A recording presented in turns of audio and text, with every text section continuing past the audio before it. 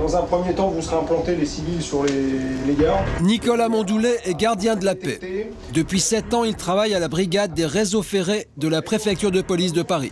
Repos et bonne mission à tous. 1200 policiers chargés de maintenir l'ordre et de veiller à la sécurité des passagers sur 1613 km de voies ferrées.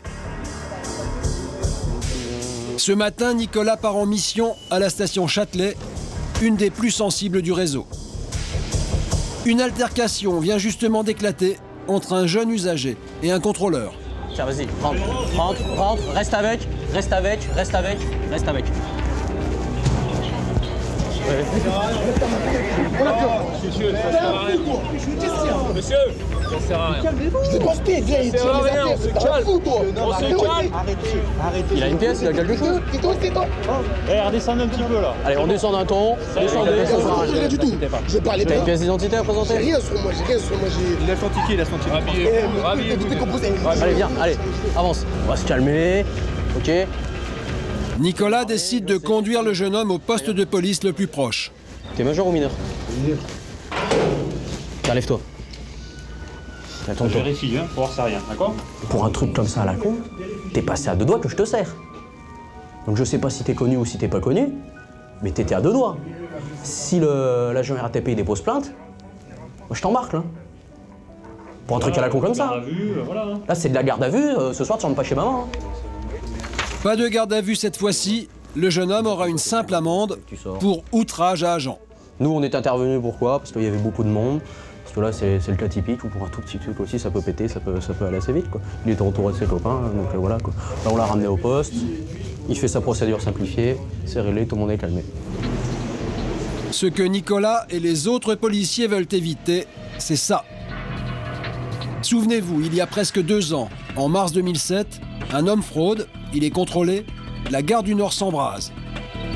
Des affrontements violents opposent jeunes de banlieue et policiers. Depuis ces émeutes, la sécurité dans les couloirs du métro a été renforcée. Une des missions des hommes de la brigade des réseaux ferrés, éviter les bagarres entre bandes. Suite aux événements de 2007 à gare du Nord, il y a eu énormément de tenues qui ont été mises. Et puis on s'est aperçu que ça a marché. Hein.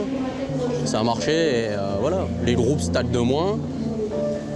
Les gars sont identifiés, donc forcément ils sont un petit peu plus frileux. Et si on lâche sur gare du Nord, ça repartira de plus belle. Messieurs, police nationale, vous descendez du train. Allez, on descend. Go. On se dépêche. Non, je peux pas.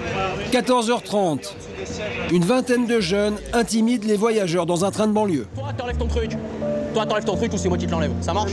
Quand tu te retournes, toi, bouge. Oh, je t'ai demandé de sortir les papiers. J'ai pas de papier. T'as quel âge? 14 ans. Quoi? 14 ans. Vous allez où? Chez nous là.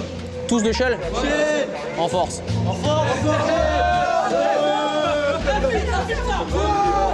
Oh!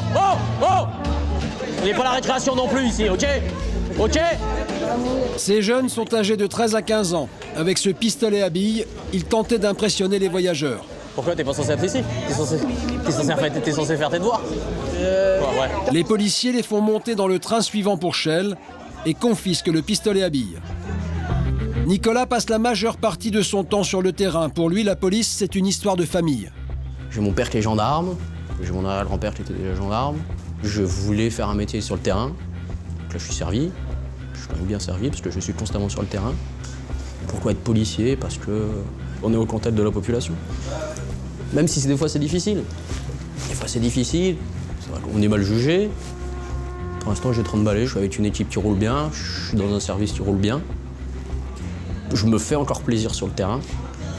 Le jour où j'aurai plus envie, je sais pas, je ferai autre chose. Les jours où on a la possibilité, si je voulais, d'aller dans les bureaux. Parce qu'il y a un travail de police aussi qui se fait dans les bureaux, très intéressant. Pour l'instant, ça m'intéresse pas. Bonjour messieurs, police nationale, on va faire un contrôle d'identité. On est sur le côté. Allez messieurs, on y va.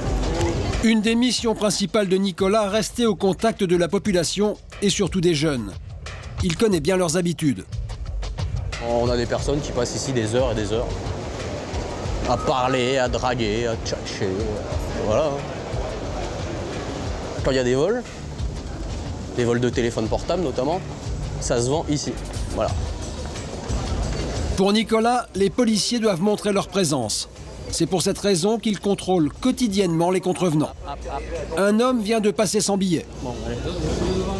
Ouais, pas le petit. Bonjour messieurs. Police nationale, on va faire un contrôle d'identité. Mettez-vous sur le côté, messieurs, s'il vous plaît. Déjà eu des problèmes avec la police? C'est possible? Jamais?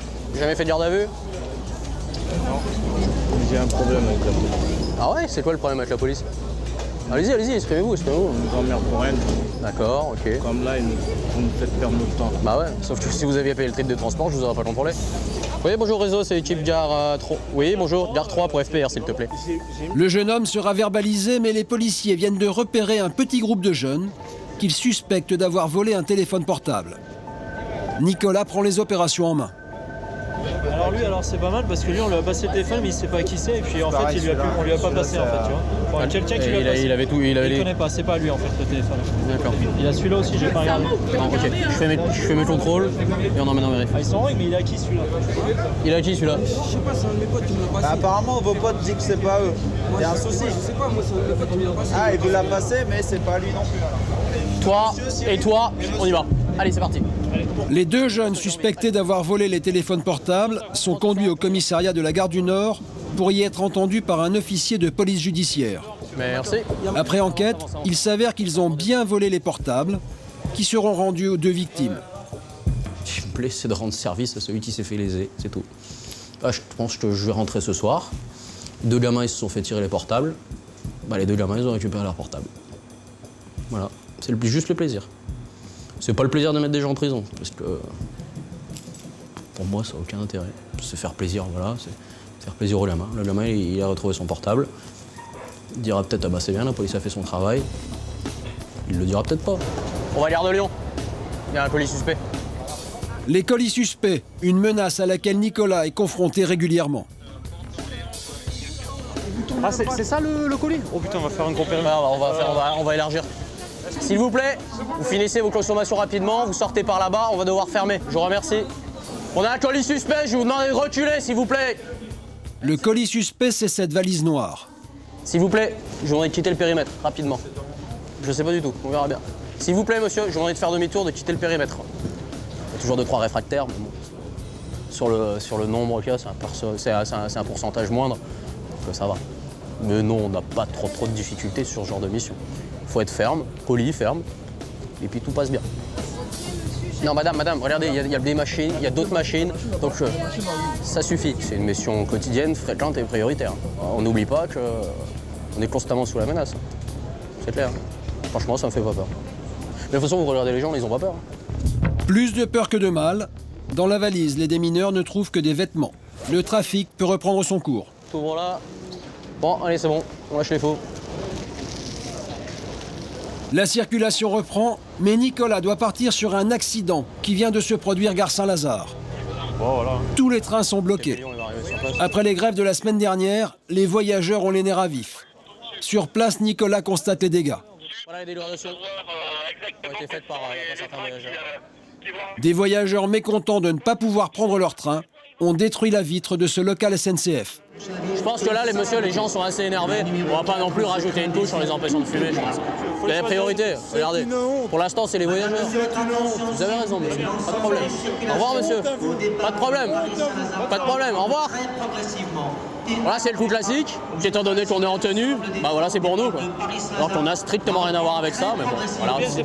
C'est nous qui prenons. Ça, c'est assez classique aussi. Les trains sont bondés. Cette femme vient de faire un malaise. Debs, t'appelles les SP? On a appelé les pompiers. Ça roule? Ouais, vaut mieux là quand même. Le trafic reprend. La priorité, permettre aux voyageurs de repartir en toute sécurité. Il est 22h. Nicolas termine sa journée et il rentre chez lui en train. Ouais, c'est notre deuxième maison. Non, mais c'est un choix. Hein. C'est un goût du travail dans les transports. Hein. Effectivement, si on a la brigade des réseaux ferrés, qu'on n'aime pas les transports. Bon, nous trois avant, on était spécifiquement sur le métro. Donc en fait, on passait 8 heures dans le tube sans voir le jour. Moi, personnellement, ça m'a jamais dérangé. Il y a des collègues que ça dérange. Il y a des collègues qui supportent pas et qui demandent de faire de la banlieue, d'aller sur les unités banlieue pour pouvoir avoir un peu le jour. Mais voilà, ça c'est une question de goût, ça nous dérange pas. Je vais rentrer chez moi, je vais voir si mon fils dort ou pas. Je prends une vie normale pendant 2 jours, et puis après on reviendra mardi, et puis ça sera reparti.